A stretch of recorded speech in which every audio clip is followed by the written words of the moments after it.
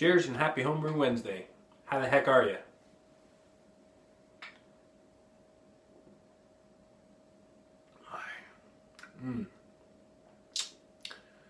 That is one of the Vienna Citras, and I gotta tell you, that cattiness is actually turned, and now it's getting more fruity, sort of more citrusy, and it's getting a lot better. So cool, very cool. I did clean out one keg and put all of it in bottles, and so this is coming out of the bottle that I used the beer gun. So it's nice and carbonated. It's doing really good, so I'm happy about that. If you're a brewer and you live in Europe and you want to get involved with the SJPorr experiment, I'm your guy. Send me an email, send me a private message, and we'll get together and start to talk about what's going to have to be involved in order for you to become part of the SJPorr experiment. Now, they haven't launched the actual plan yet about what beer it is we're going to be brewing. They're trying to come up with a logo, and that logo basically is something that we'll use on all of the materials that come out to basically publicize the event hereafter. And once that's involved, hopefully we can talk more about it, get all of the details finalized, build up some documentation with the logo, and then present that to prospective financiers who might want to sponsor some of the shipping, things like that that are involved with the project. If you happen to be in the position to be a financier, please contact me and we'll talk. We're going to need a little bit of help in order to get some of these beers across the pond and both directions. So you know what? I knew I forgot something. I did want to say a big shout out to SJPorr, Kevin Clements, also to Homebrew69, also to Paul Wicksteed, and also to Zippy Viking. Now, I got some footage of when we were chatting the other night, talking about the competition and sort of where we were going to go with it, and talk about the logistics and things like that. Anyways, here's a short clip. Check this out. Okay, now there was differences. I'm not going to sit here and lie, but they really were very similar here the whole way across the board. Yep. You know, yeah, unless you had a real developed palate, you weren't going to pick that up very well at all. Exactly. Just a quick one up. Sorry, I've just got Christopher on here, and he's just trying to work out how to jump on to okay, cool. to ooVooing.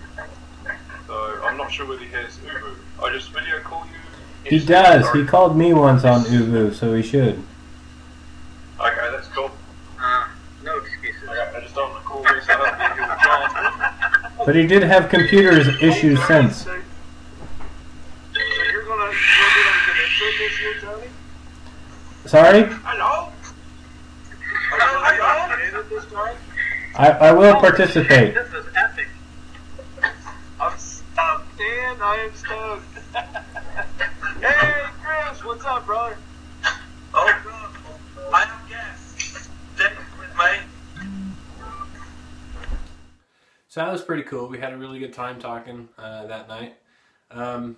Also, big shout out to Paul Wicksteed. Thank you so much for sending me that panhead, the Vandal. That was fantastic. I got a little bit of footage of that. So we were up on ooVoo, and I did a little taste test while we were talking and waiting for the other guys to come on to talk about the SJPorr competition. Anyways, here's a quick clip of me giving that a taste. Yeah. And just give it about 2 minutes, it'll settle down. There we go. Let's crack this bad boy open. Yeah. Alright, here we go. Label out. A little bit of chill haze, actually, I think. This is not Duvel. No, This is not Duvel. It's Intergalactic IPA. Nice. Cool. Here we go. Let's hold the bottle up again, Tony. Panhead Vandal in Norway. Yeah. Cool. That smells very nice. Cheers. Cheers. Brad, cheers. Cheers. Cheers.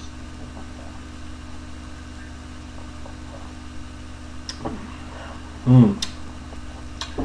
Oh yeah. That's tasty, alright. Fruity. Pineapple, grapefruit, mango. It's all there, just like you were saying. There's heaps of it in there. The aroma is very similar to the Nurgner Two Captains, but the taste is different. Yeah. Yeah. Yeah, because it's all kiwi hops. I think it's all kiwi hops. Those are kiwi hops. Mmm.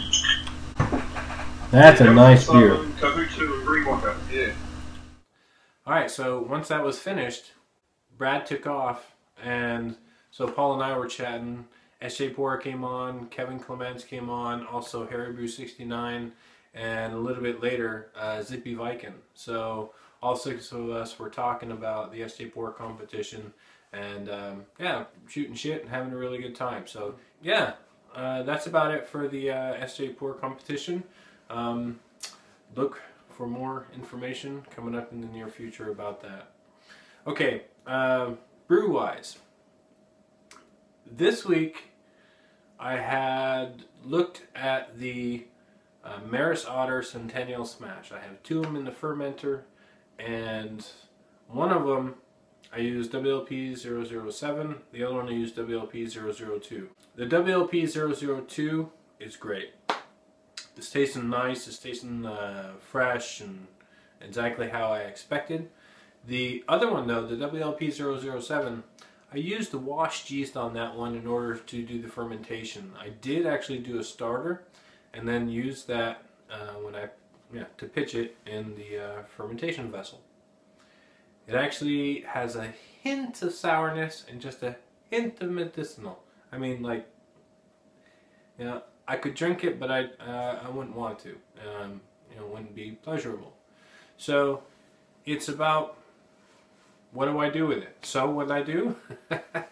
I called up Dan Pixley up on Facebook and sent him a message and asked him for some advice. I mean, is this an opportunity where I can take this sort of beer with some off flavors and transform it into a sour ale, sour beer? What he recommended I do was actually use Brett.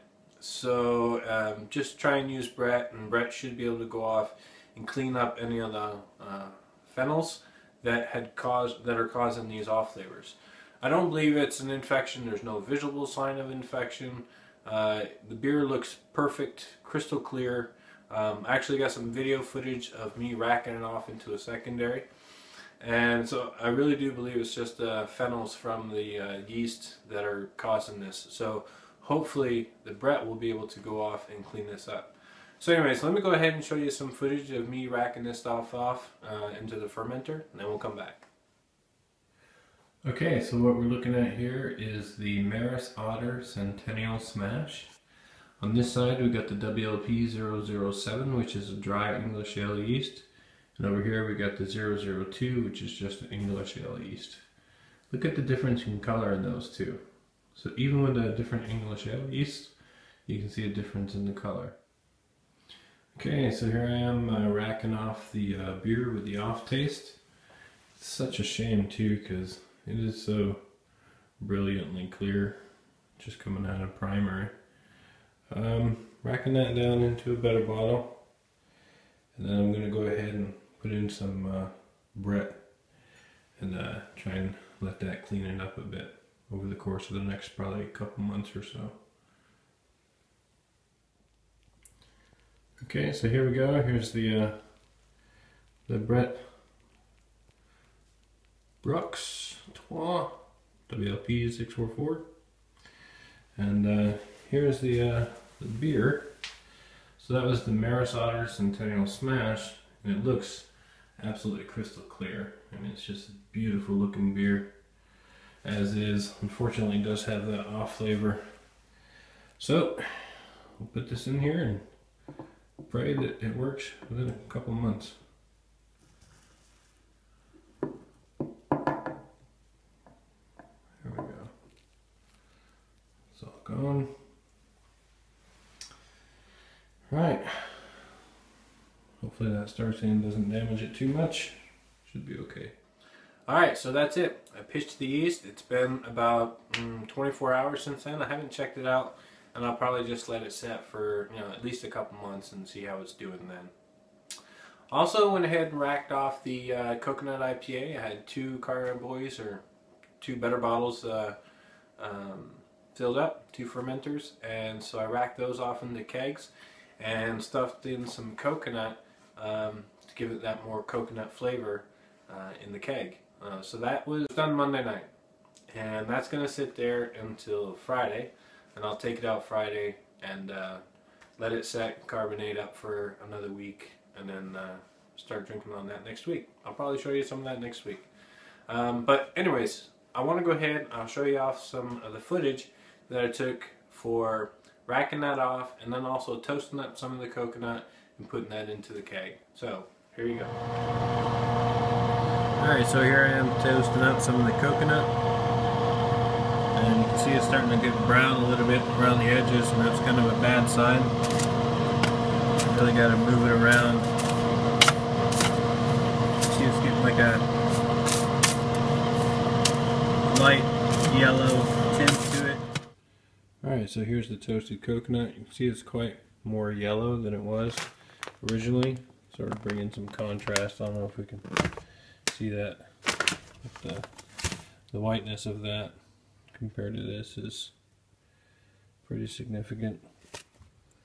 Alright, so I got 2 bags about equally full, so let's go ahead and throw these down into the kegs. Alright, it's going to be a little bit tricky one-handed, but let's take it out of here, down to the kegs open, and they'll just sort of squeeze it down in there.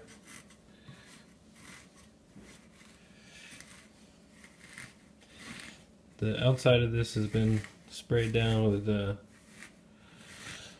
star sand, so I'm not really worried about that. There we go, it's in.